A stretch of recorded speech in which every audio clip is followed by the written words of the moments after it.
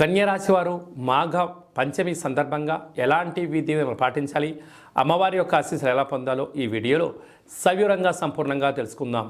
కన్యరాశిలో ఏ ఏ నక్షత్రాలు వస్తాయనగా ఉత్తరా నక్షత్రంలోని 2, 3, 4 పాదాలు, హస్తా నక్షత్రంలోని 4 పాదాలు, చిత్తా నక్షత్రంలోని 1, 2 పాదములు కలిపితే కన్యరాశి.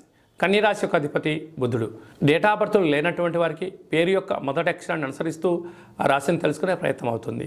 కన్యరాశిలో ఉండిన వారందరికీ కూడా రాశాధిపతి బుధుడు అవ్వడం వలన, బుధుడు ఆకుపచ్చ రంగులో ఉండడం వలన, ఎమరాల్డ్ గ్రీన్ అనేటువంటి రంగులో ఉండడం వలన అమ్మవారికి ఆకుపచ్చ రంగు కలిగినటువంటి వస్త్రాలు, గాజులు, నీలరంగు పువ్వులతో అర్చన చేయడం వలన బుద్ధి జ్ఞానం చేత, సత్ప్రవర్తన చేత, సద్జ్ఞానం చేత ఉన్నతమైనటువంటి జీవన విధానాన్ని వీరు పొందబోతారు అని చెప్పడంలో ఏమాత్రం సందేహమే లేదు.